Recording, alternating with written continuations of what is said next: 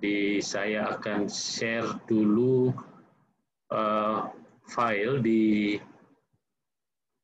dalam chat juga supaya mengantisipasi presentasi dalam layar yang tidak begitu jelas. Oke, saya share sekarang.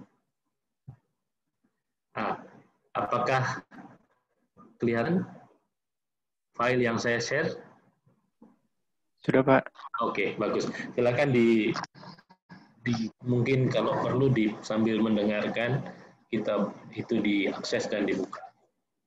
Sekarang saya akan share dari sisi saya ya, dari screen saya.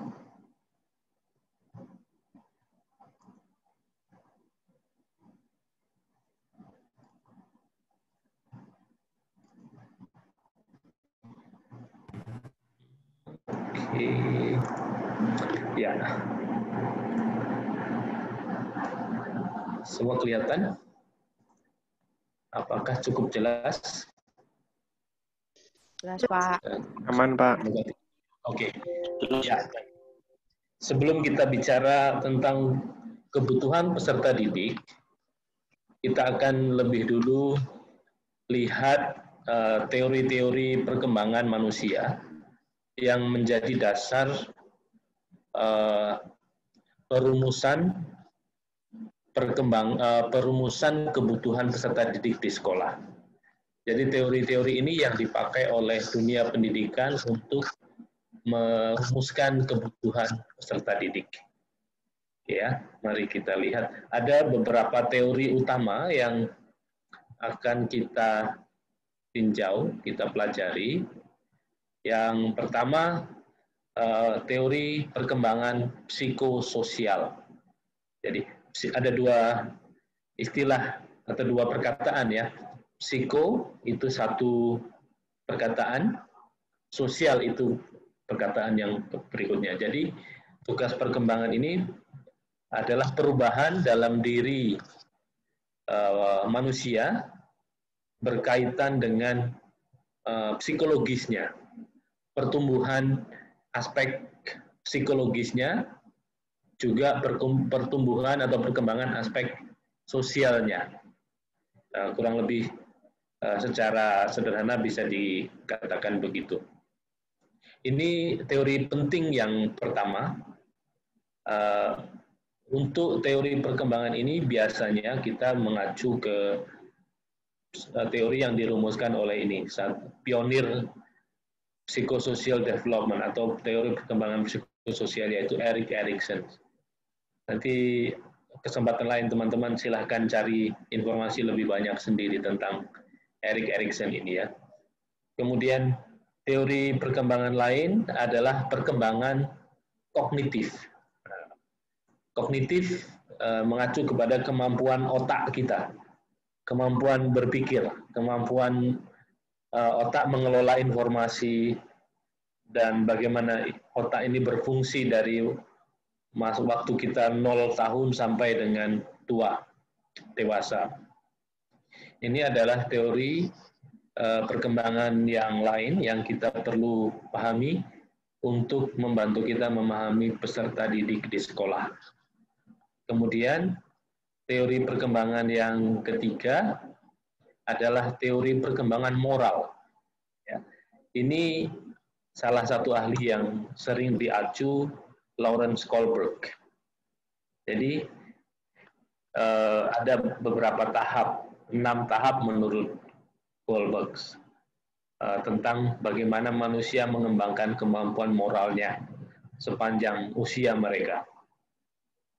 Kemudian teori perkembangan yang keempat adalah apa yang disebut perkembangan ego. Nah, ego atau sebetulnya istilah ego ini diadopsi dari teori yang dirumuskan oleh Sigmund Freud. Sigmund Freud itu salah satu pionir dalam psikologi. Jadi untuk lebih memahami perkembangan ego ini, nanti teman-teman silahkan browser sendiri, cari perkembangan berbagai informasi tentang pandangan atau teori Sigmund Freud itu. Nanti saya tuliskan bagaimana ejaan Sigmund Freud supaya teman-teman bisa cari. Tapi dalam pembahasan kita tidak akan membahas tentang Sigmund Freud, tetapi teori lain yang dikembangkan setelah Sigmund Freud, yang dikembangkan oleh seorang ahli psikologi namanya Jane Loevinger. Ego development, ya. Oke, ada 4 teori itu yang akan kita pelajari hari ini. Mari kita mulai dengan yang pertama. Ya. Oke, jadi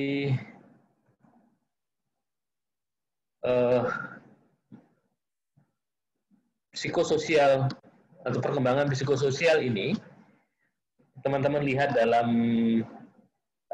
kolom yang kedua, itu ada trust versus mistrust, atau kepercayaan lawan daripada ketidakpercayaan. Ya, percaya pada diri sendiri dan juga percaya pada orang lain. Yang dilawankan, dikontraskan dengan ketidakpercayaan pada diri sendiri dan ketidakpercayaan pada orang lain. Jadi, ini adalah tahap awal yang dialami oleh manusia dalam situasi tumbuh kembangnya ketika dia diasuh oleh pengasuh. Jadi pengasuh itu biasanya orang tua, ayah dan ibu. Tapi bisa juga pengasuh itu orang dewasa lain yang menjadi pengganti ayah dan ibu. Ya. Jadi dalam tahap ini, yang kemampuan yang dikembangkan adalah kemampuan mempercayai orang lain dan diri sendiri, atau kalau dia gagal mengembangkan kemampuan itu, dia akan menjadi orang yang tidak bisa mempercayai diri sendiri, juga kesukaran mempercayai orang lain. Ya, jadi ini tahap, saya akan naik turun ke halaman yang kedua karena ini saling berkaitan. Yang kita lihat, yang trust mistrust ini terjadi di tahun pertama, 0 sampai 1 tahun kurang lebih. Jadi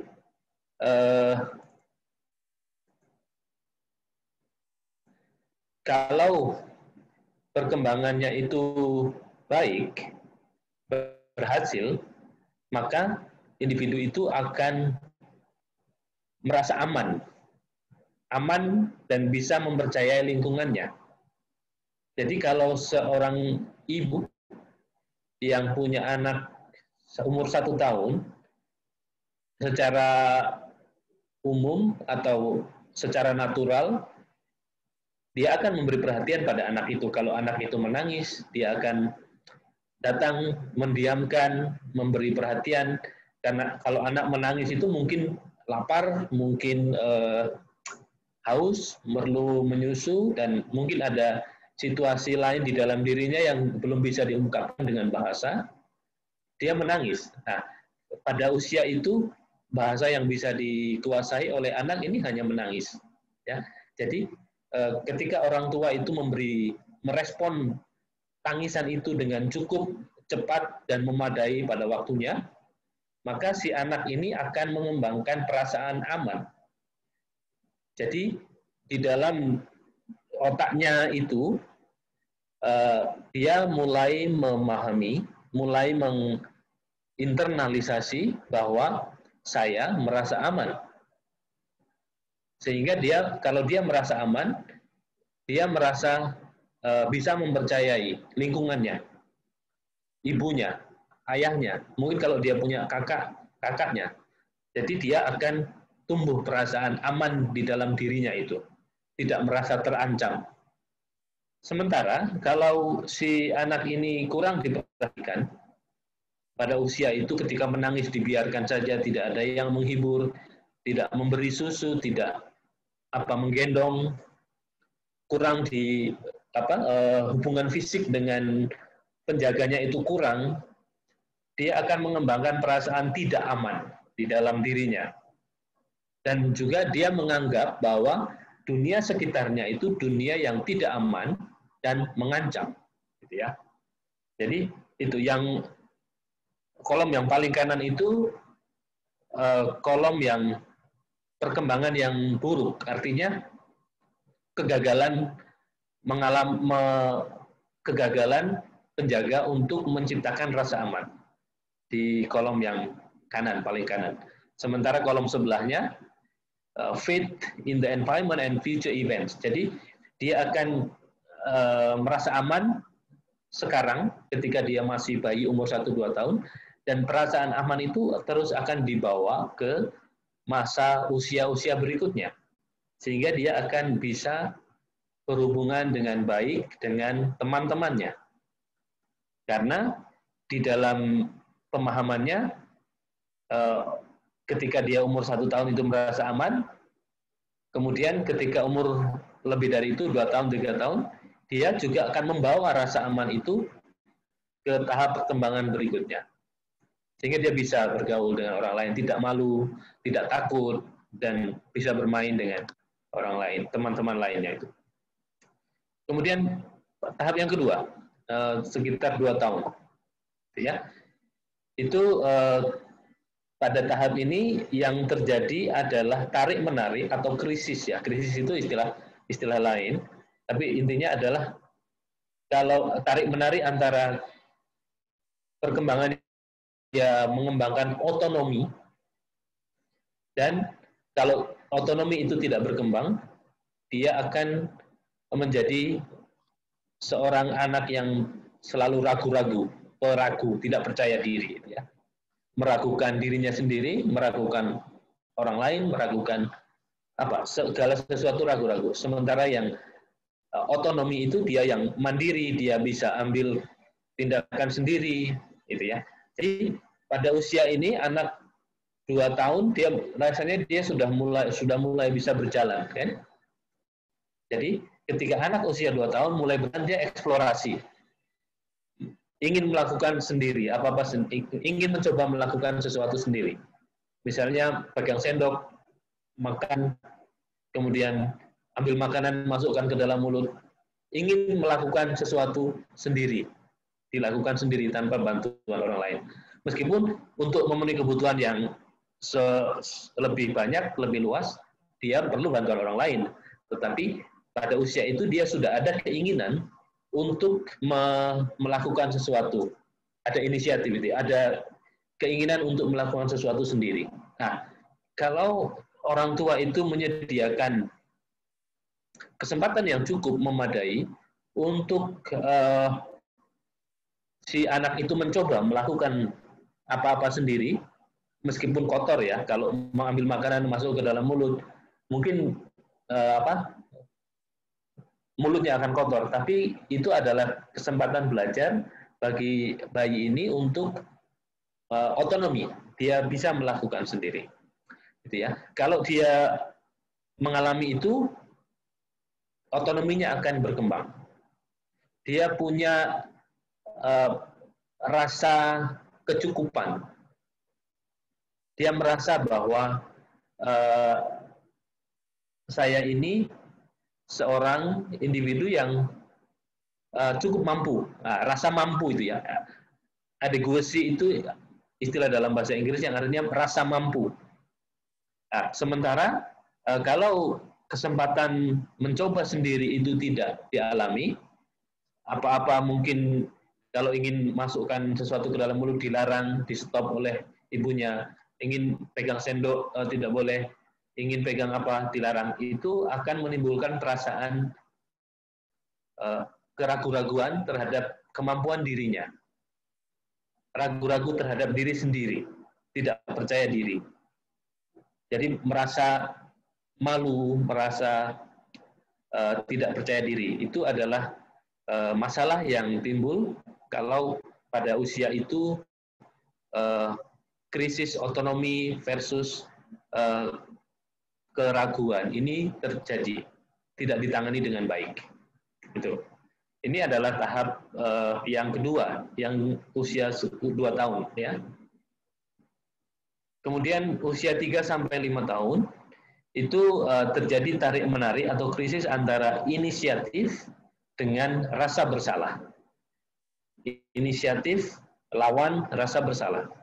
Nah, Oke, jadi pada usia 3-5 tahun ini anak kecil sudah lari-lari, sudah bermain ya, sudah mulai bermain sendiri juga, tapi juga bermain sudah dengan kalau didudukkan di tempat di mana ada anak usia lain dalam ruang yang sama itu, mungkin mereka sudah akan mulai berinteraksi itu ya.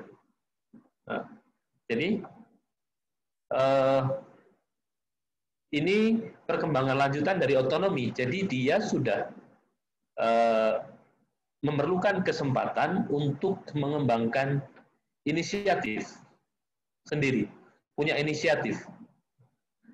Tapi ini lebih kompleks dari yang otonomi tadi ya. Kalau yang otonomi tadi kan melakukan sesuatu sendiri yang lebih sederhana. Tapi inisiatif itu tingkatnya lebih tinggi, lebih kompleks dari otonomi. Ya, jadi dia sudah punya keinginan sendiri yang dia sudah mulai berbahasa ini. Dia mulai belajar mengatakan sesuatu dengan kemampuannya. Mungkin dia sudah mulai bahasa verbalnya itu sudah mulai berkembang.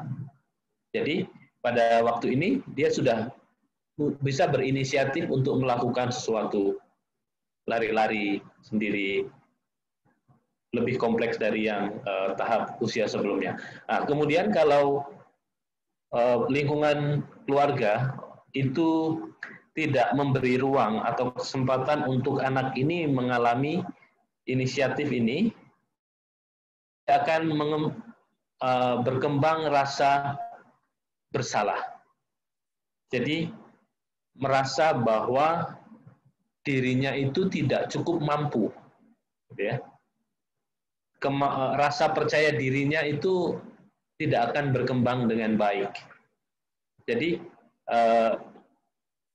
istilahnya kalau di tahap sebelumnya ada sense of adequacy, di dalam tahap ini juga akan berkembang sense of inadequacy, artinya rasa bahwa dirinya itu kurang mampu, tidak mampu, sangat erat terkait dengan kepercayaan diri, rasa tidak percaya diri, gitu ya. Kemudian usia 6 tahun sampai puber, ini lebih kurang sepanjang usia sekolah dasar ini. Jadi ini adalah yang terjadi, krisis yang terjadi atau tarik-menarik yang terjadi adalah ketegangan antara industrius, itu rajin ya, untuk melakukan tugas-tugasnya. Sudah pada tahap ini anak-anak sudah diberi tanggung jawab untuk tugas-tugas sekolah misalnya. Kadang-kadang oleh Bapak Ibu diberi juga tanggung jawab di rumah yang kecil-kecil. Nah, jadi pada tahap ini mengembangkan kerajinan, rasa tanggung jawab, ya. Kemudian kalau lingkungan orang tua itu memberi stimulus atau rangsangan-rangsangan yang tepat, yang membuat si individu ini pada usia 6 sampai 12 tahun ini terlibat dalam tugas-tugas rumah, tugas-tugas sekolah, maka dia akan mengembangkan kemampuan kerajinan, rasa tanggung jawab. Ya. Itu lawan dari itu, kalau situasi di lingkungan perkembangan itu khususnya keluarga, termasuk sekolah, itu tidak memberi rangsangan yang cukup memadai, maka akan menyebabkan individu ini mengalami, istilah dalam bahasa Inggris adalah inferiority atau rasa kurang mampu. Inferior itu rasa rendah diri, merasa tidak percaya diri, rendah diri, gitu ya. Jadi ini, jadi tugas-tugas belajar di sekolah dan di rumah itu diciptakan untuk membuat anak usia SD sampai lulus itu mungkin sampai 12 tahun, mungkin 13 tahun, mengembangkan kerajinan dan percaya diri, dan kalau gagal, kalau situasi tidak mendukung itu, ya akibatnya adalah rasa rendah diri. Itu adalah tahap anak-anak ya. Kemudian dilanjutkan dengan tahap remaja, masa transisi ini, remaja. Jadi pada tahap ini yang terjadi adalah ketegangan atau krisis antara pembentukan identitas dan perasaan bingung.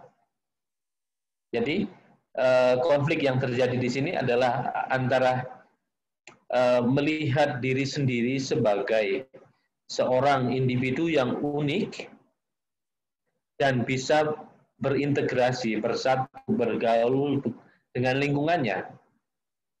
Unik, di satu sisi merasa diri punya identitas, punya gambaran diri yang unik, tapi juga pada waktu yang sama bisa berintegrasi dengan lingkungannya, bisa bergaul.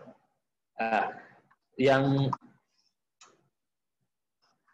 hasil negatif dari proses ini kalau gagal adalah dia akan mengalami kebingungan identitas. Ya. Dia tidak kalau ketika SMP itu pemahaman tentang diri sendiri itu sudah mestinya sudah jauh lebih luas, sudah jauh lebih kompleks daripada ketika mereka SD. Jadi mereka sudah bisa mendeskripsikan ciri-ciri dirinya sendiri. Nah, jadi sudah mungkin kalau termasuk juga cita-citanya apa yang diinginkan, kesukaannya apa, kebiasaan-kebiasaan yang baik yang dia bisa lakukan apa, minatnya apa, hobinya apa, itu sudah punya gambaran yang lebih jelas tentang siapa dirinya itu. Nah, yang kalau proses pendidikan di rumah dan di sekolah itu gagal, maka dia akan timbul perasaan bingung. Sebetulnya masa remaja ini sering juga diberi label masa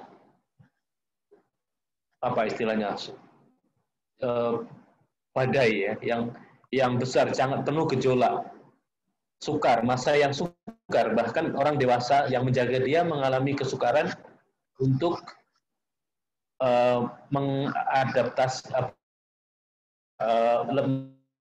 mengelola perilaku remaja yang penuh gejolak ini. Nah, proses yang penuh gejolak ini adalah proses pembentukan identitas sebenarnya, identitas.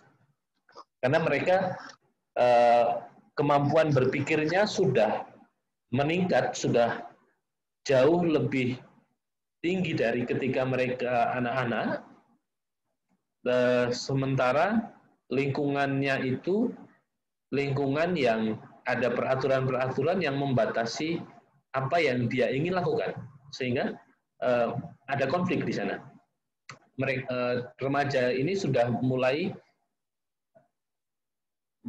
merasa diri dewasa, tetapi belum sepenuhnya dewasa. Dan oleh lingkungan sekitarnya, dia belum diterima sebagai orang dewasa. Ya. Sehingga sering terjadi perasaan terisolasi, merasa tidak diterima, ditolak oleh lingkungan orang dewasa. Tapi mereka tidak bisa kembali ke masa anak-anak lagi, karena mereka bukan anak-anak lagi. Sudah bukan anak-anak, sehingga tidak merasa cocok di lingkungan yang berisi anak-anak. Sehingga ada perasaan hilang arah juga di sana. Atau dengan istilah yang lebih positif, mencari jati diri, mencari tujuan dirinya sendiri. Itu masa remaja. Kemudian masa dewasa. Dewasa dibagi menjadi 3 lagi. dewasa awal, dewasa tengah, dan masa tua, masa usia lanjut. Mari kita lihat yang tugas yang perkembangan orang dewasa muda ini. Mengembangkan intimacy versus isolasi. Tugasnya adalah mengembangkan kemampuan menjalin relasi dengan orang lain secara lebih intim. Salah satu tugasnya yaitu termasuk dalam bahasa awam yang kita sering gunakan, yang mencari partner hidup gitu misalnya. Jadi ini terjadi pada masa dewasa. Dia seharusnya sudah bisa menjalin hubungan yang serius dengan bertanggung jawab, intim dengan orang yang setara dengan dirinya. Biasanya pada umumnya ya lawan jenis laki-laki perempuan. Tapi ada juga perkecualian. Aspek perkembangan identitas gender yang orang yang merasa dirinya kelompok LGBT, kalau teman-teman akrab dengan istilah itu, lesbian, gay, bisexual. Jadi kelompok identitas gender minoritas itu juga sama juga mengalami proses ini, mengembangkan kemampuan intimasi, mengembangkan kemampuan menjalin hubungan yang intim dengan orang lain yang satu seusia. Seusia tidak harus tepat persis ya, tapi dalam lingkungan usia yang lebih kurang sama. Jadi termasuk di dalamnya, kalau dia mampu menyelesaikan tugas itu, artinya hasilnya adalah dia bisa berkomitmen, bisa mencintai orang lain, setia dengan pasangannya itu. Nah, kalau gagal, dia menjadi orang yang tidak bisa menjalin relasi intim dengan orang lain. Ya, ada karena situasi trauma misalnya yang terjadi di masa dewasa atau sebelumnya, ada juga orang yang mengalami ketidakmampuan menjalin relasi perasaan, relasi emosi, atau affective relationship itu relasi yang melibatkan emosi dengan orang lain. Itu adalah contoh masalah perkembangan. Jadi tidak bisa mengembangkan intimasi, sebaliknya dia akan merasa terisolasi, ya, sukar menjalin hubungan cinta dengan pihak lain, dengan pasangannya. Ya. Kemudian usia tengah-tengah, dewasa tengah itu, dewasa muda. Dewasa muda itu early adulthood, yang dewasa tengah-tengah itu yang terjadi adalah ketegangan antara menjadi individu yang produktif. Generativity itu bisa produktif, berfungsi di dalam hidup sebagai keluarga dan di dalam masyarakat. Jadi kalau dia berhasil pada tahap ini sebagai orang dewasa, dia menjadi orang dewasa yang bisa berperan dalam pekerjaan, bisa mengatasi masalah-masalah yang ada dalam pekerjaan, bisa berperan dalam masyarakatnya, menjadi anggota masyarakat yang wajar, yang baik, yang bisa berfungsi, tidak menjadi orang yang menjadi penyebab masalah di dalam komunitas atau masyarakatnya ketika dia dewasa itu. Nah, kebalikannya, kalau dia gagal, dia sebagai orang dewasa, dia tidak bisa berfungsi di dalam keluarga, di dalam masyarakat, di dalam pekerjaan. Itu kebalikan atau kegagalan dari tahap perkembangan waktu ini. Kemudian yang tahap akhir adalah tahap usia lanjut. biasanya usia lanjut itu sekitar 60-an, orang sudah mulai pensiun itu ya. Jadi yang ketegangannya adalah ingin menjadi pribadi yang berintegritas, punya merasa bahagia dengan dirinya, kondisinya sudah matang sebagai orang lanjut usia, atau kalau gagal, dia akan menjadi individu yang menderita secara psikis dan sosial, putus asa, despair itu ya, despair itu putus asa.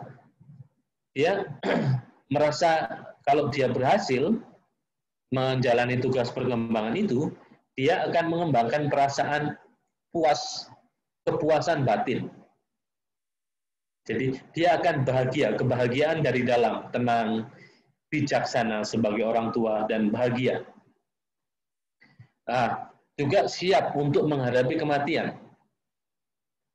Sementara orang yang dewasa yang gagal, dia akan mengalami ketidakpuasan dalam hidupnya, merasa menderita, depresi, dan dia tidak siap menghadapi kematian. Jadi itu adalah tahap perkembangan dan ciri-ciri orang yang berhasil memenuhi tugas perkembangan. Sementara pada kolom yang paling kanan itu adalah ciri-ciri pengalaman orang-orang yang gagal dalam menjalani tugas perkembangannya. Ya, ini adalah tugas perkembangan psikososial menurut Erikson. Oke, sebelum saya lanjutkan ke tahap perkembangan tugas perkembangan teori perkembangan yang lain, saya stop sharing dulu. Apakah ada pertanyaan, komentar?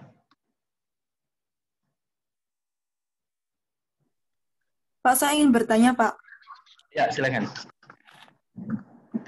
Kan dalam tahap perkembangan tuh ada yang bagian yang apa namanya, ya emosi. Jika emosi yang bagian emosi tadi itu loh, Pak. Nah, jika anak-anak pada waktu remaja atau waktu kecil mereka emosinya tidak stabil, itu bagaimana cara mengatasi kegagalan perkembangan terutama bagian emosi di saat mereka sudah besar, gitu, Pak? Tidak stabil artinya apa? Tidak stabil itu apa maksudnya? Maksudnya gampang marah gitu, gampang marah, lebih ke condong gampang marah atau gampang menangis gitu, Pak. Umur berapa itu? Lebih kurang? Kira-kira kalau di umur 17, 18 gitu, Pak. Oke. 17 itu adalah waktu adolescence ya, remaja ya. Jadi sebetulnya pada tahap ciri-ciri yang sangat menonjol adalah termasuk sebetulnya keadaan emosi yang tidak begitu stabil, tapi ketidakstabilan itu perlu kita lihat. Saya agak susah membayangkan tidak stabilnya itu seperti apa ya, karena kalau tidak stabil hanya temporer, itu rasanya masih normal, tapi kalau tidak stabil itu sesuatu yang permanen, artinya sepanjang dia remaja itu tidak stabil, artinya dia bisa sangat emosi negatifnya sangat kuat, kemudian berganti dengan emosi positif yang juga sangat kuat. Kalau pergantian emosi itu tidak wajar atau tidak disebabkan oleh faktor luar diri atau dalam diri yang nyata, yang serius, mungkin itu mengindikasikan adanya masalah emosi. Jadi kalau kita lihat konsultasi dengan dari aspek kesehatan mental ya, ada beberapa masalah emosi yang bisa dikategorikan sebagai situasi bermasalah, tetapi ada yang kita anggap sebagai bagian dari perkembangan dan wajar. Nah, yang saya katakan emosi yang berkepanjangan negatif, sedih terus-menerus, berkepanjangan, tanpa sebab yang jelas, mungkin ada indikasi depresi, mungkin.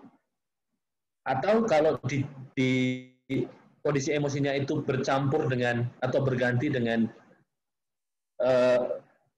kondisi emosi yang gembira, bersemangat, tetapi terjadinya itu tiba-tiba, misalnya dia bisa tiba-tiba marah tanpa sebab, kemudian dia bisa tiba-tiba gembira tanpa sebab. Kalau itu tidak wajar, mungkin perlu didiagnosis atau konsultasi yang lebih serius untuk atau mungkin bahkan bisa ada assessment tertentu yang untuk membantu individu ini melihat apakah ketidakstabilan emosi itu ketidakstabilan yang wajar atau tidak wajar.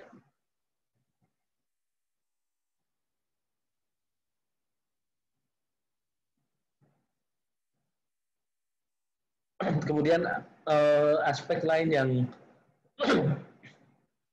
yang mestinya sudah dikuasai oleh remaja adalah kemampuan mengelola emosi.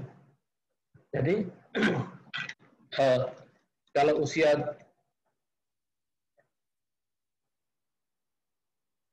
17-18 itu berarti mungkin SMA kelas 3, kelas 2, kelas 3 begitu ya.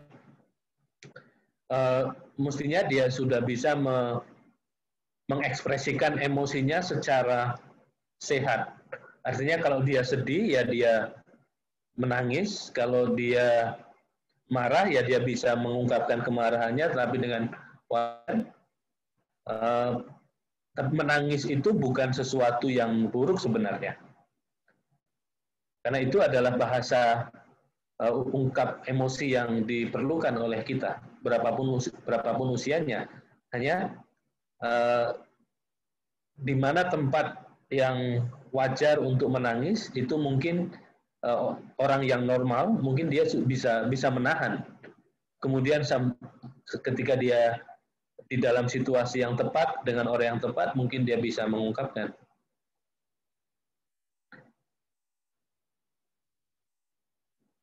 Bagaimana? Apakah menjawab pertanyaan? Baik, Pak. Terima kasih, Pak. Menjawab kok, Pak. Terima kasih.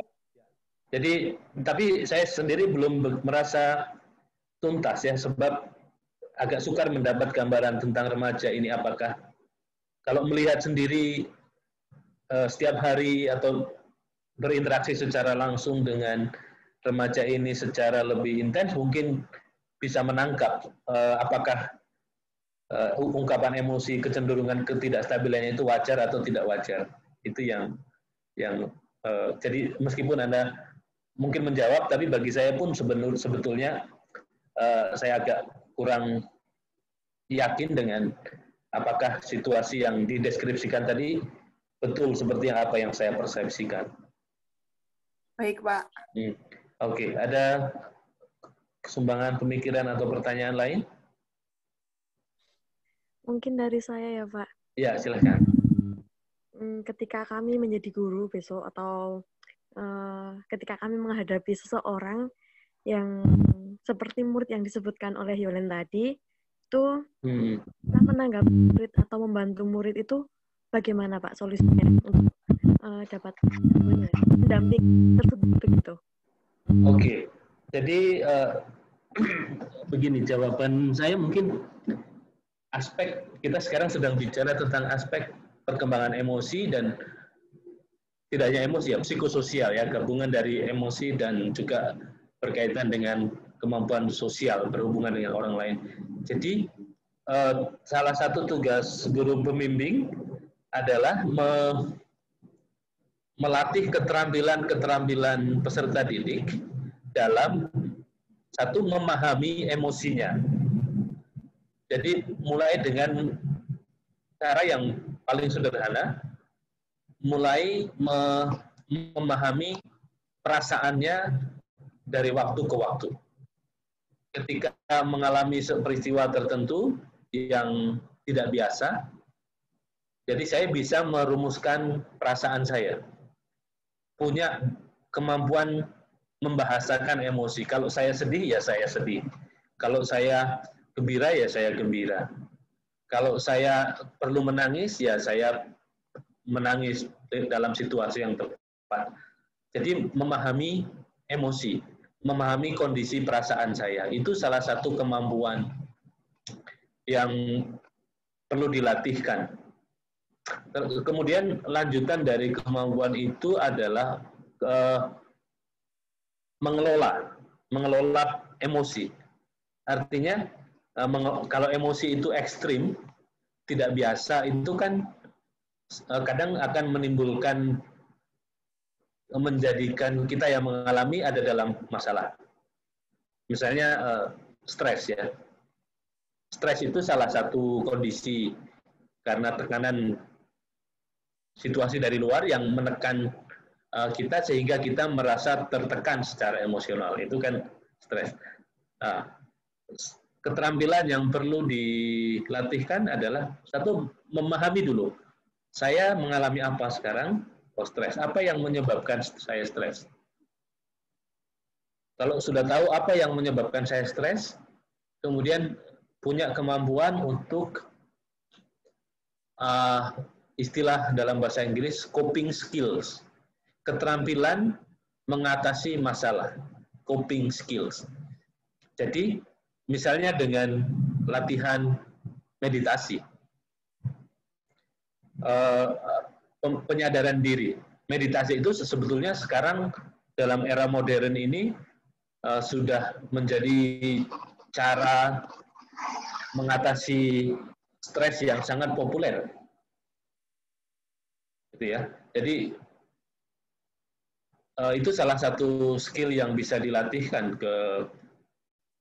kepada kita semua, peserta didik. Jadi kemudian contoh lain yang bisa dilatihkan kepada peserta didik dalam hal mengelola emosinya adalah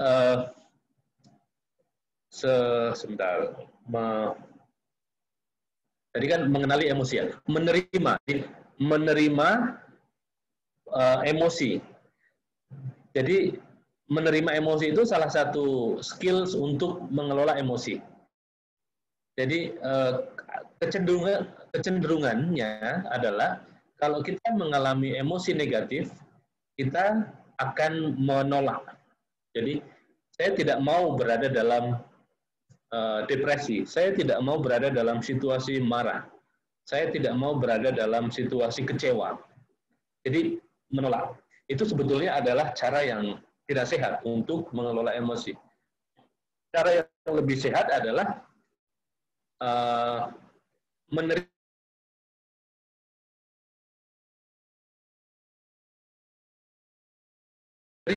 dalam air itu. Jadi kita berada dalam air, itu artinya berada dalam emosi lah, kita anggap begitu.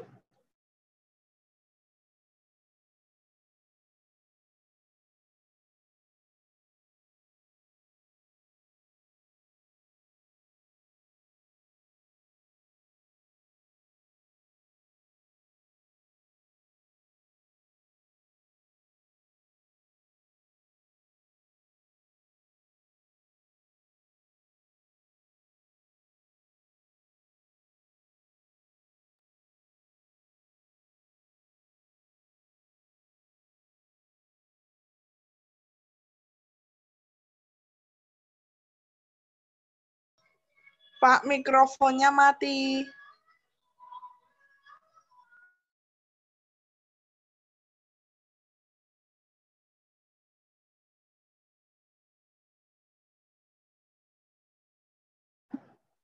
Oke, iya. Tiba-tiba hilang dan kembali, lalu mikrofon mati. Saya sharing lagi. Oke. Jadi cara mengelola emosi yang lebih sehat tadi adalah menerima, menyelami emosi itu sampai dia bisa mengendalikan.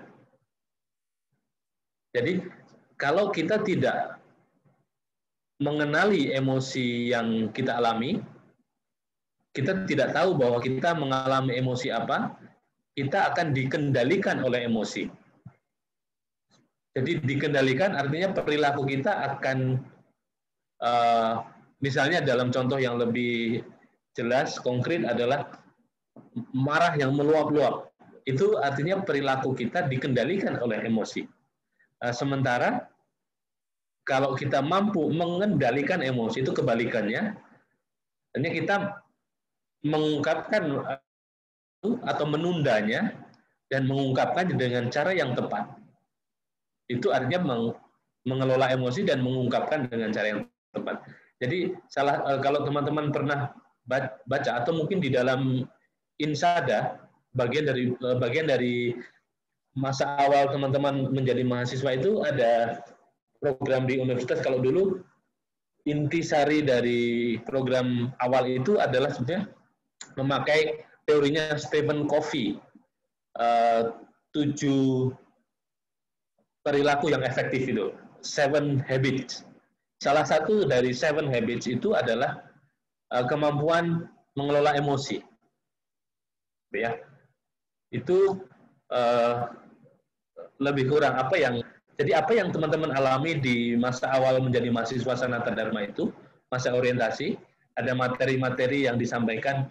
Kalau disampaikan dengan betul-betul ya, sebetulnya ada aspek latihan yang mengelola emosi itu. Berdasarkan bukunya Stephen Covey, 7 Habits, 7 perilaku yang efektif itu.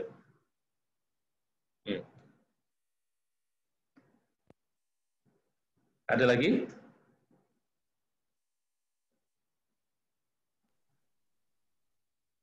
Jadi memahami tugas perkembangan manusia ini dari aspek psikososial, memberi inspirasi kepada pendidik, termasuk guru pembimbing, terutama guru pembimbing, untuk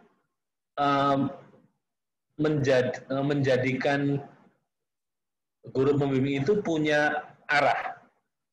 Jadi bisa menciptakan program-program yang diperlukan untuk membantu peserta didik di usianya. Jadi kalau guru pembimbing itu di usia SMA, berarti dia akan memberi perhatian pada tugas perkembangan ketika dia remaja, kan begitu. Tetapi memberi perhatian pada tugas perkembangan ketika remaja juga perlu mempunyai pengetahuan tentang bagaimana perkembangan peserta didik itu sebelum remaja. Karena kalau peserta didik itu mengalami masalah sebelum remaja, ketika dia remaja, masalah yang dialaminya akan menjadi lebih serius, lebih berat.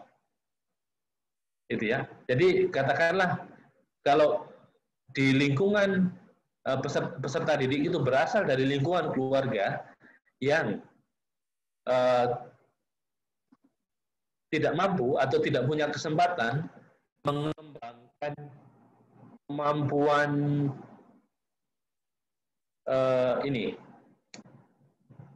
lingkungan di dalam keluarga ketika anak-anak itu masih kecil tidak aman, maka si anak ini menjadi anak yang tidak percaya diri dan tidak bisa bergaul dengan teman-temannya. Maka guru pembimbing yang ada di tingkat pendidikan berikutnya, SMP misalnya, dia harus memberi perhatian, harus memperbaiki kondisi anak itu dengan latihan-latihan, program-program yang sesuai untuk melatih kepercayaan diri, melatih kemampuan berhubungan dengan orang lain, misalnya. Lebih memahami dirinya sendiri.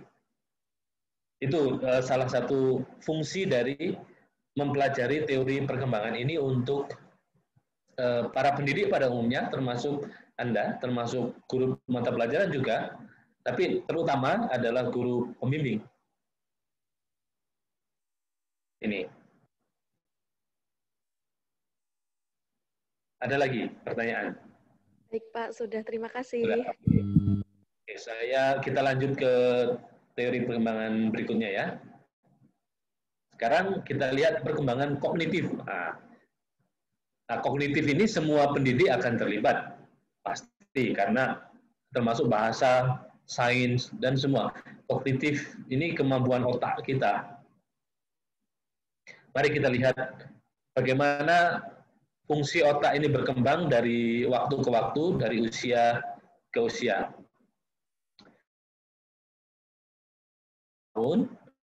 Tahapnya menurut teorinya Zhong Piaget ini disebut sensory mode. Jadi dia fokus pada tahap ini adalah pengembangan kemampuan indera. Jadi perkembangan otak kita itu ketika usia 0 sampai 2 itu dimulai dengan rangsangan-rangsangan yang kita terima melalui panca indera kita. Jadi mungkin teman-teman pernah dengar atau pernah baca iklan selimut cerdas atau smart apa istilahnya. Tapi mengadopsi konsep ini, mengembangkan kemampuan otak bayi dengan memberi rangsangan-rangsangan yang bervariasi kepada tubuh anak ini. Jadi selimut yang diciptakan itu punya tekstur yang berbagai macam, berbeda-beda. Dan tekstur selimut yang berbeda-beda itu ketika disentuh oleh bayi, belajar tentang tentang berbagai macam hangat, dingin, kasar, halus, dan macam-macam rangsangan. Kemudian apa yang dilihat, warna-warna di sekitarnya, semakin bervariasi rangsangan yang diberikan kepada penglihatannya, maka itu akan merangsang perkembangan otaknya. Ya, pendengaran, suara-suara lagu-lagu yang bervariasi dan itu akan merangsang perkembangan otaknya. Semua, jadi itu melibatkan semua panca indera. Nah, jadi kalau seorang bayi usia 0 sampai 2 tahun itu diasuh oleh orang yang bisu misalnya, maka si anak ini akan mengalami masalah dalam perkembangan otaknya, terutama perkembangan yang otak yang dirangsang melalui suara, karena pengasuhnya tidak bersuara. Gitu ya.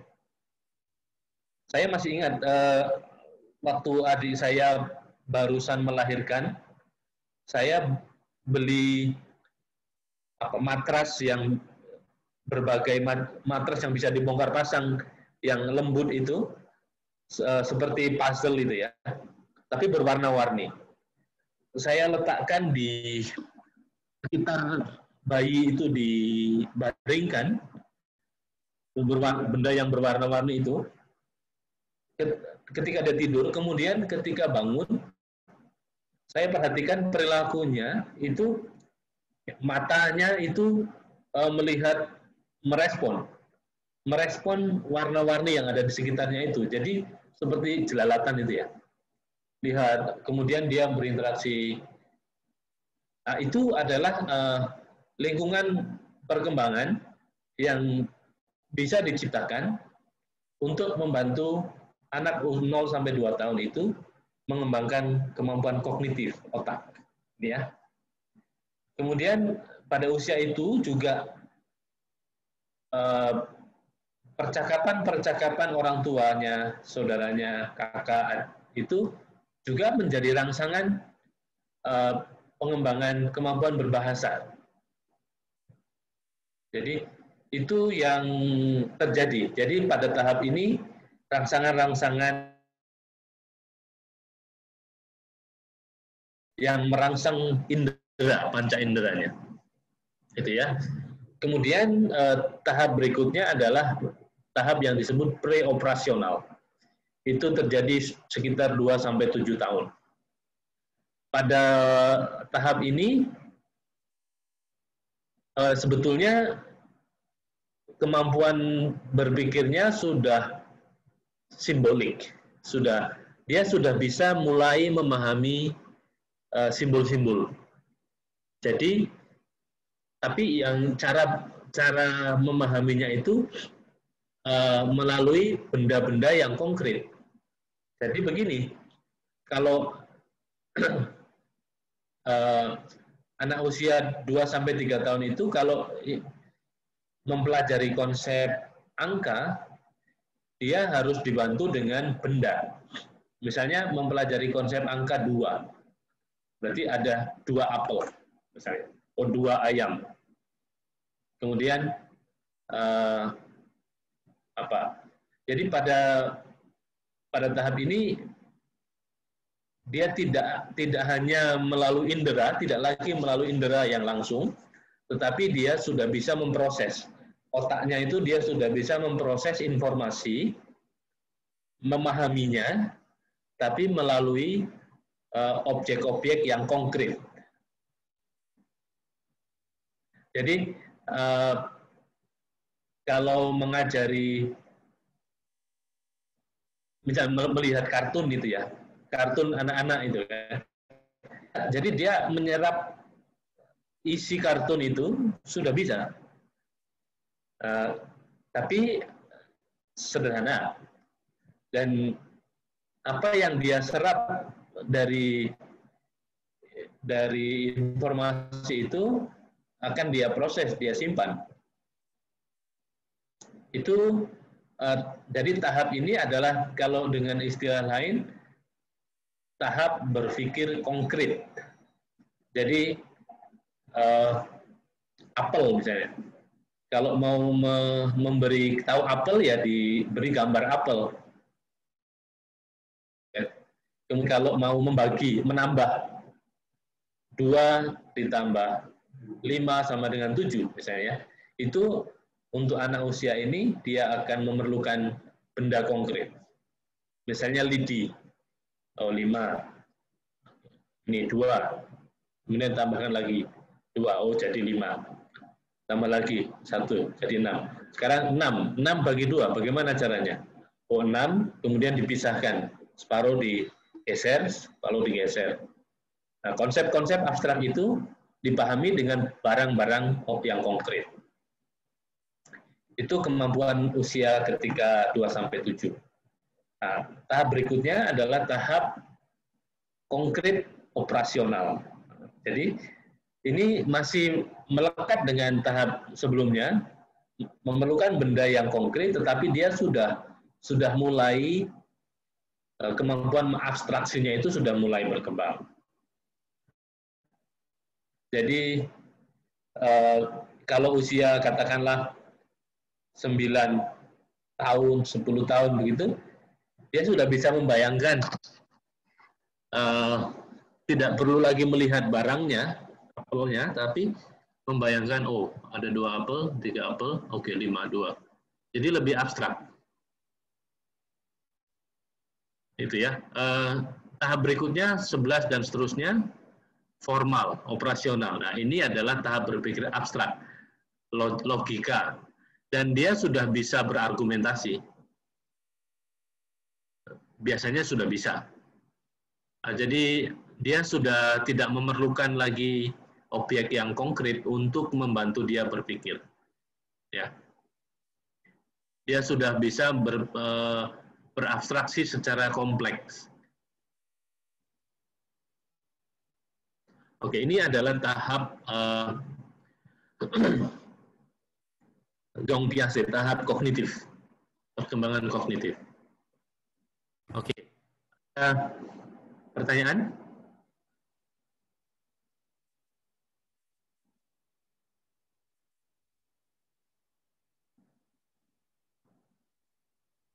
Belum ada. Oke, kalau begitu saya lanjutkan dulu ke teori perkembangan menurut Kohlberg. Jadi Kohlberg ini adalah ahli yang merumuskan teori perkembangan moral. Secara sederhana, moral itu bisa kita deskripsikan sebagai kemampuan menentukan baik buruk, benar salah. Lebih kurang begitu.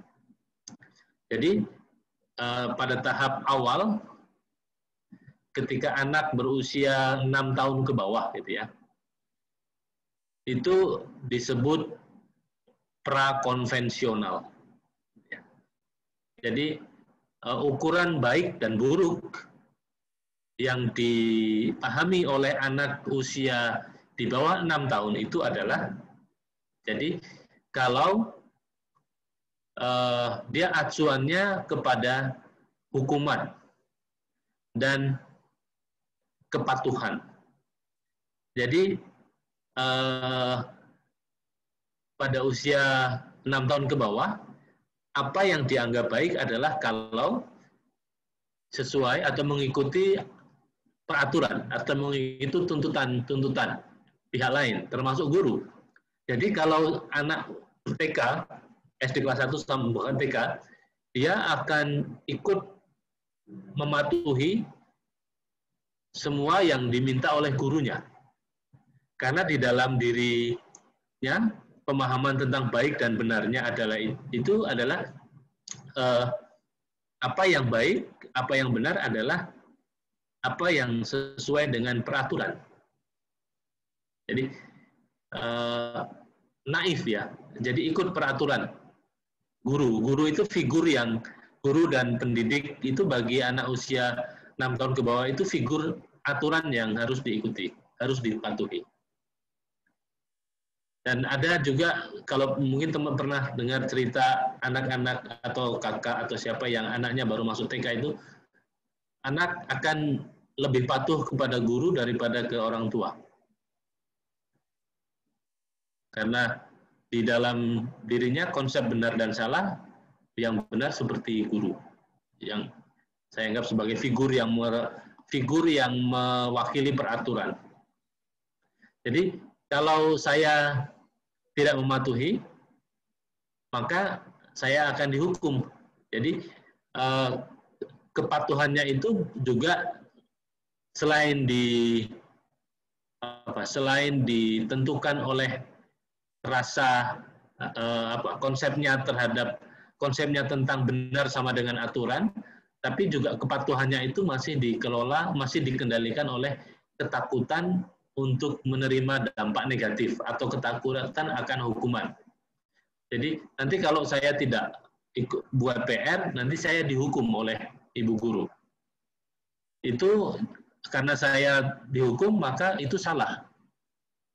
Jadi yang salah itu adalah konsep salah itu, konsep bagi anak usia 6 tahun ya sesuatu yang menyebabkan hukuman, menyebabkan saya dihukum, itu salah.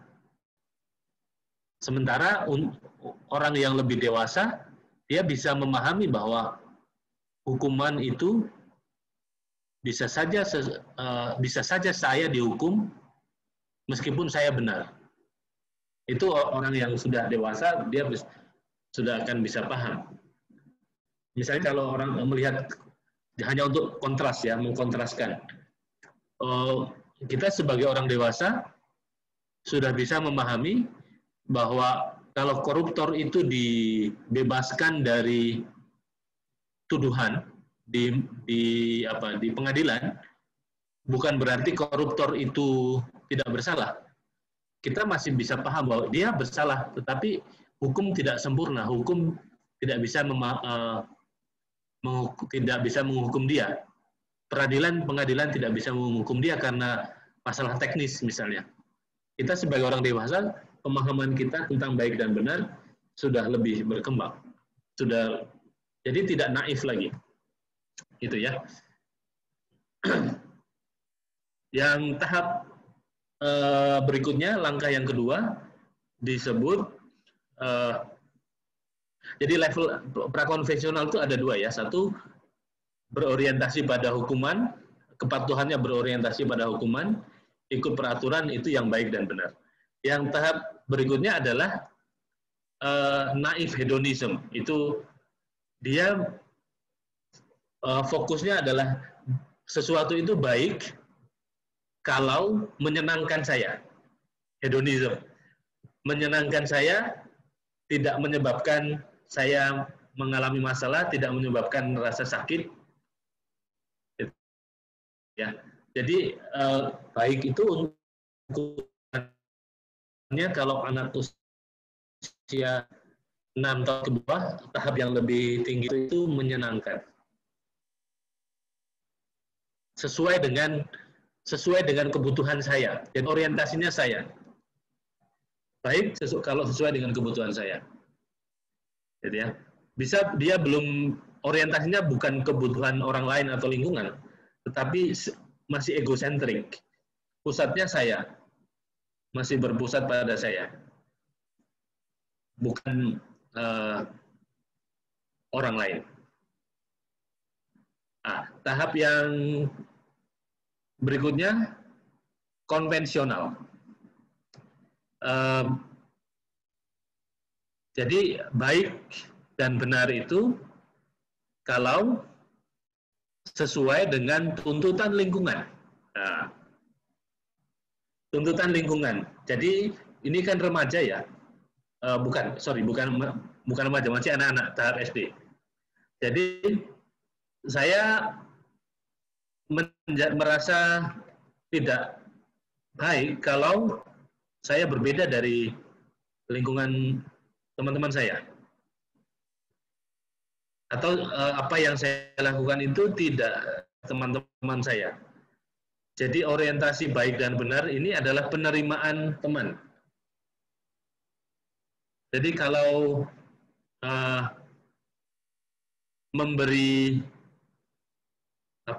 mengerjakan tugas PR itu bersama-sama misalnya ya.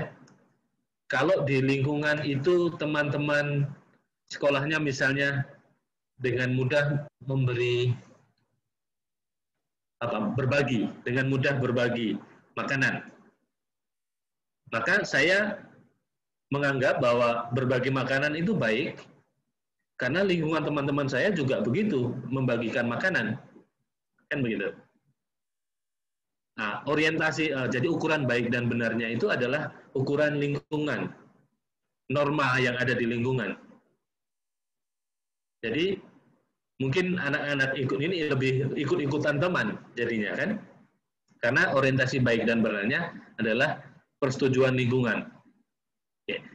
Nah, kemudian yang tahap sedikit lebih tinggi dari itu, masih dalam konteks itu, tuntutan lingkungan, tetapi sudah lebih kompleks lagi, tuntutan lingkungan yang sesuai dengan aturan yang sebenarnya di dalam sekolah. Nah, misalnya kalau ketika saya beri contoh yang tadi kan berbagi makanan itu, kalau ikut aturan teman-teman, ikut trennya di lingkungan kan baik. Saya akan lihat murah hati gitu ya. Nah, sekarang tahap yang lebih tinggi, baik dan benarnya, ikut tuntutan, apa yang biasanya dilakukan oleh teman, tetapi juga harus sesuai dengan peraturan di lingkungan itu. Misalnya, kalau berbagi makanan itu baik, pada umumnya iya, tapi di sekolah itu ada aturan berbagi makanan itu ya kalau jam istirahat. Tapi kalau berbagi makanannya itu pada waktu jam pelajaran, ya tidak baik. Jadi memahami bahwa yang baik itu sesuai dengan tren di lingkungan, tuntutan lingkungan, disetujui oleh lingkungan, tetapi juga disetujui oleh peraturan yang lebih tinggi. Ya, jadi dia sudah paham kalau mencuri itu tidak diterima, tidak disukai oleh lingkungan. Tetapi tahap yang berikutnya, mencuri itu tidak baik, karena selain tidak disetujui oleh teman, juga akan bisa berurusan dengan polisi. Misalnya, jadi gitu ya. Jadi ada otoritas lebih tinggi yang dia mulai paham bahwa ada otoritas lain selain lingkungan terdekat saya. Jadi kepatuhan pada baik dan benar itu sudah ada tuntutan lingkungan dan otoritas yang konkret di dalam lingkungannya itu. Nah, tahap yang post konvensional, pasca konvensional itu nah ini sudah mulai keluar dari dirinya ini. Jadi kalau di anak-anak itu dia masih orientasinya baik dan benar, itu memuaskan saya, berguna untuk saya, orientasinya saya, kebutuhan saya.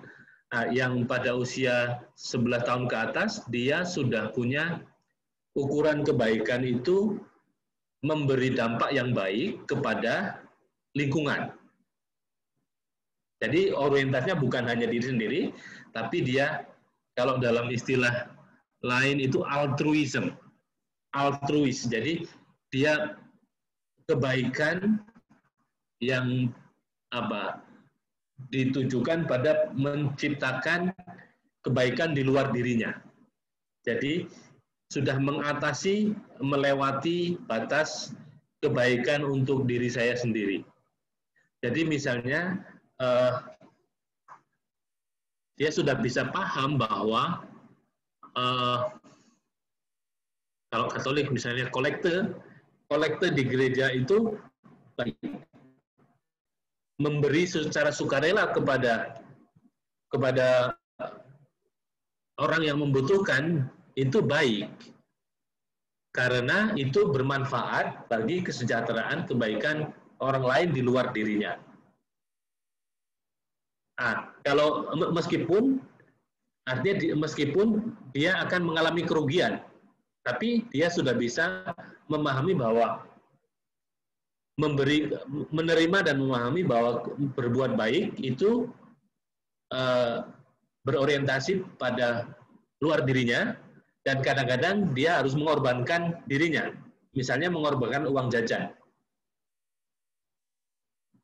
Karena dia sudah bisa paham bahwa saya perlu berbuat baik, mengorbankan diri saya, memberi, gitu ya.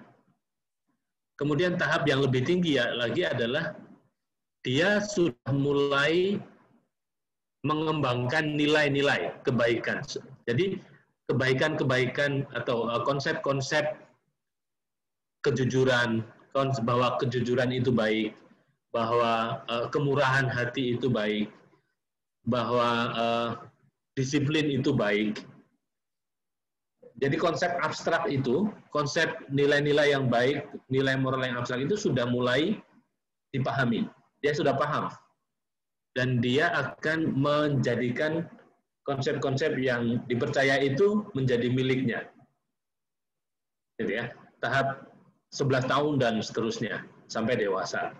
Oke. Jadi kalau kita lihat tahap pemahaman baik dan benar, jadi dimulai dengan yang sederhana, memahami baik dan benar dari segi aturan, hukuman, kemudian tahap berikutnya baik dan benar dari segi kepuasan diri, kebutuhan sendiri, meningkat lagi baik dan benar kalau sesuai dengan tuntutan lingkungan, dengan tuntutan otoritas yang berwajib. Yang tahap berikutnya adalah baik dan benar kalau bisa bermanfaat bagi lingkungan sekitarnya. Dan tahap yang paling tinggi adalah menginternalisasikan kepercayaan, prinsip-prinsip, nilai-nilai tentang baik dan benar yang berbagai macam ragam itu ke dalam dirinya, menjadi miliknya sendiri. Itu adalah tahap perkembangan moral. Oke, sekarang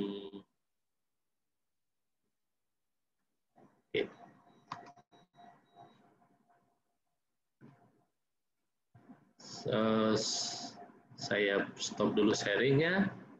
Oke. Sudah. Bagaimana? Adakah komentar atau pertanyaan?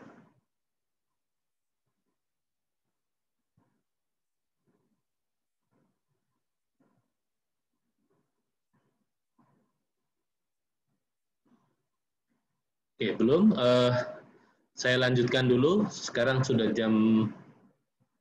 Oke, kita punya waktu sedikit lagi saja ternyata ya. Oke. Jadi yang bagian berikutnya adalah teori perkembangan ego. Oke, apa itu ego? Mari kita lihat.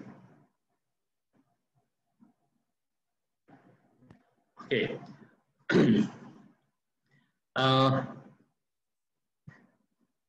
Secara ringkas sebenarnya istilah ego itu sebetulnya mengacu kepada diri yang utuh itu ya, diri saya yang ada unsur fisik, ada unsur kognitif, ada unsur emosi, ada unsur sosial.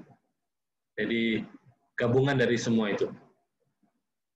Jadi menurut istilah Freud lalu diadopsi oleh Jane Loevinger ini, itu diistilahkan sebagai ego, saya, ego ya. Nah, istilah bahasa Latin ego itu artinya saya.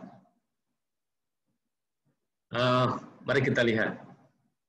Jadi dia ada berapa tahap ini? Prasosial atau infansi, tahap impulsif, perlindungan diri, tahap kompromi, kemudian tahap sadar diri, dan seterusnya. Oke ya, mari kita lihat dalam waktu yang tinggal berapa menit lagi, kurang lebih mungkin 10-15 menit. Tahap prasosial ya. Jadi ini bayi sebetulnya, bayi. Jadi dia itu pada tahap ini sangat bergantung pada lingkungan yang melindunginya.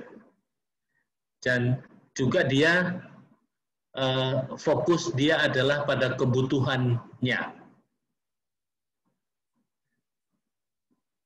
Jadi pada tahap ini, kalau menurut deskripsinya Loevinger itu, dia belum ada egonya, itu belum ada. Jadi karena dirinya itu masih menjadi bagian dari lingkungan, dia tidak bisa mendeskripsikan dirinya, tidak bisa memisahkan dirinya dari orang yang menjaga dia, para penjaganya, ya ibu, ayah. Ya, jadi dia belum punya konsep ego, ya, menurut teorinya Jane Loevinger ini. Kemudian tahap berikutnya adalah setelah dia melewati tahap tidak bisa memisahkan diri dari lingkungannya itu, kemudian tumbuh menjadi ego yang impulsif, itu ya. Impulsif, impuls itu dorongan-dorongan, emosi, dorongan-dorongan. Jadi perilaku bayi pada tahap impulsif ini dia dikendalikan oleh perasaannya. Termasuk juga sebetulnya menurut dia dorongan-dorongan seksual, dorongan-dorongan agresif di dalam dirinya itu. Jadi secara ringkas kebutuhan yang dia bisa rasakan itu. Jadi dia akan menangis, dia akan ya salah satu-satunya bahasa yang dia kuasai adalah menangis ya. Jadi tindakannya menangis, mancal, apa semua itu adalah tindakan yang impulsif, dikendalikan oleh dorongan-dorongan perasaan yang ada di dalam dirinya. Jadi dia akan bertindak kalau dorongan itu ada secara otomatis. Dia tidak bisa menahan. Pada usia ini dia belum bisa menahan. Kalau lapar, tunggu, tidak akan menangis. Tidak, kalau dia lapar dia akan langsung menangis. Kalau dia memerlukan mau berak gitu atau kencing, mungkin dia menangis. Atau kencing saja, dia tidak bisa menahan. Karena pada tahap ini masih impulsif ya. Oke. Kemudian tahap berikutnya, menurut teori ini adalah perlindungan diri. Dia setelah dia melewati tahap impulsif, dia pelan-pelan dia mulai bisa mengontrol. Nah, kalau ambil saja contoh ngompol ya.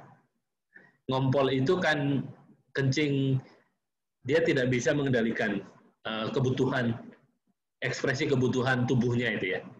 Tapi dalam tahap yang lebih tinggi, self-protective, dia sudah bisa mengontrol, menahan.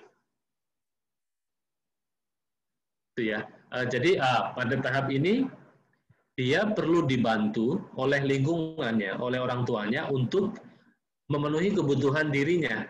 Jadi kalau misal, maka waktu anak-anak itu kalau ada istilah toilet training ya, toilet training, artinya lingkungan orang tua dan pendidik itu melatih dia mengontrol kebutuhannya, mengungkapkan keperluannya, lalu bisa memenuhi. Tapi ada proses kemampuan menunda. Jadi sehingga mungkin orang tua akan melatih, oke, kalau ingin bilang. Lalu orang tua akan membimbing ke toilet. Bahkan anak-anak ada fasilitas toilet untuk khusus anak-anak itu ya. Untuk melatih kemampuan menyalurkan kebutuhannya dengan tepat waktu dan dengan cara yang betul. Nah, kalau proses itu tidak terjadi, maka perkembangan anak ini akan mengalami gangguan.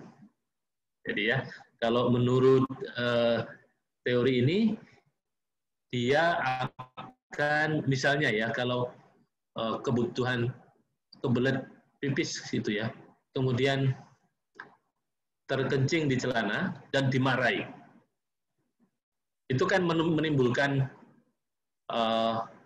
trauma ya. Jadi itu gangguan perkembangan sebetulnya. Dan kalau itu terjadi terus-menerus, itu akan mengganggu. Karena dia akan merasa takut. Nanti dia akan menganggap bahwa pemenuhan kebutuhannya ini membahayakan dia akan dihukum. Nah, seharusnya tidak direspon dengan cara yang menimbulkan ketakutan, tetapi direspon dengan cara yang tepat sehingga dia bisa menahan, bisa mengungkapkan kebutuhannya itu, lalu memenuhi kebutuhannya itu dalam waktu yang tepat. Itu ya. Kemudian tahap berikutnya konformis, artinya mengikuti tuntutan lingkungan, masyarakat sekitar, teman-teman sebayanya. Jadi agak mirip dengan tahap perkembangan yang moral tadi. Jadi kita bisa menghubungkannya dengan tahap ini, good boy, good girl morality itu tadi. Ya, jadi dia akan konformis, dia ikut apa yang dilakukan oleh orang-orang yang ada di lingkungannya itu. Jadi perilaku yang baik itu menurut pada tahap ini itu perilaku yang tidak diberi hukuman oleh kelompok atau diterima oleh kelompok.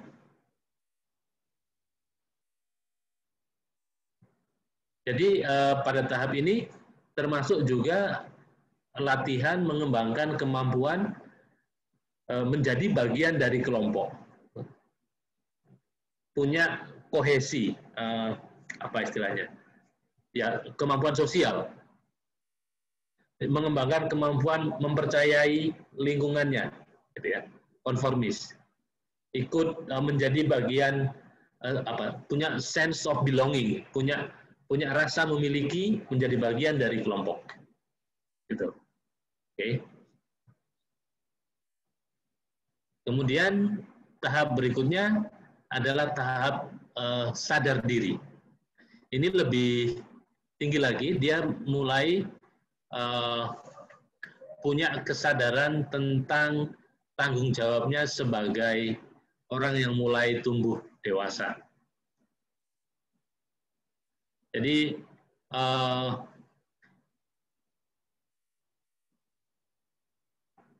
dia sudah bisa melihat dirinya sebagai bagian dari lingkungan sosial yang punya tanggung jawab. Dan dia sudah bisa punya kemampuan pemahaman diri yang lebih kompleks. Dia memahami apa yang dia mampu dan tidak mampu, dan apa yang diharapkan oleh lingkungan.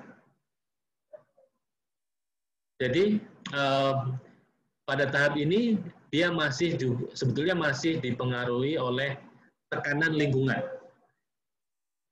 Belum sepenuhnya mandiri, seperti dalam tahap perkembangan moral punya prinsip ini.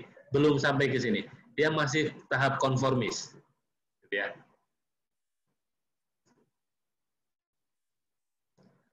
Nah, tahap yang lebih tinggi lagi, ini tahap kesadaran moral. Ini kita bisa katakan sebagai conscience, itu sebetulnya istilah suara hati ya. Dia sudah lebih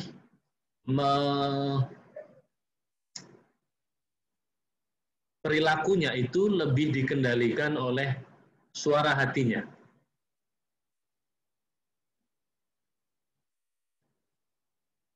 Jadi berdasarkan kesadaran apa yang baik dan benar yang sudah diinternalisasikan itu sudah menjadi pengendali perilaku yang dominan. Jadi tidak lagi pilihan-pilihan perilakunya itu tidak lagi ikut-ikutan. Tapi meskipun apa yang saya lakukan ini sukar, tapi karena saya percaya bahwa apa yang saya lakukan ini baik, benar, seperti yang nilai-nilai yang saya percayai, maka dia akan lakukan. Jadi mengikuti suara hatinya.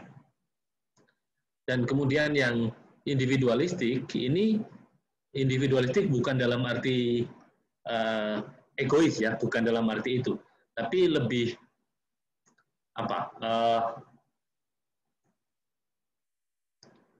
dirinya itu sudah terbentuk, sudah tetap stabil. Jadi setelah melewati tahap keyakinan akan nilai-nilai yang diyakini dengan betul itu sebagai bagian dari diri saya, maka dia merasa lebih yakin, tetap konsisten dengan dirinya sendiri itu, dengan identitasnya sendiri itu. Jadi dia tidak lagi goyah. Jadi individualistik, autonomous, dan integrated itu sebetulnya sangat dekat dengan tahap individual principle of conscience ini. Ya. Jadi kalau teman-teman memahami apa yang saya jelaskan di sini, saya kira ini bisa kita gabung. Ini kurang lebih ciri-cirinya mengarah ke penjelasan yang ini. Individual principle conscience. Jadi dia yakin, dia perilakunya akan konsisten mengikuti apa yang dia percayai sebagai nilai yang dia anggap baik dan benar itu. Oke ya. Jadi saya kira itu penjelasan saya tentang tahap-tahap perkembangan manusia. Jadi slide ini dalam bahasa Inggris. Saya harap teman-teman menjadi tantangan juga untuk teman-teman ya, untuk mencoba melatih diri. Tapi saya kira ada banyak materi yang bisa diakses dari buku-buku sumber yang bisa teman-teman cari dalam bahasa Indonesia. Silahkan teman-teman cari. Saya kira kalau teman-teman browsing internet, cari yang dalam bahasa Indonesia, mungkin saya kira juga akan menemukan.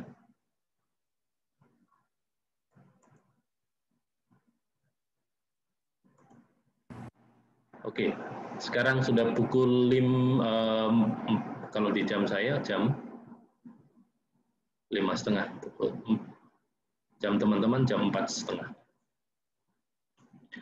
Oke, sebelum kita akhiri, jadi minggu depan ujian tengah semester, teman-teman siapkan diri. Jadi materi-materi yang sudah saya unggah di dalam LMS itu silahkan dibaca, ikut topik-topik yang sudah relatif berurutan itu ya. Nanti kita bertemu minggu depan dalam UTS.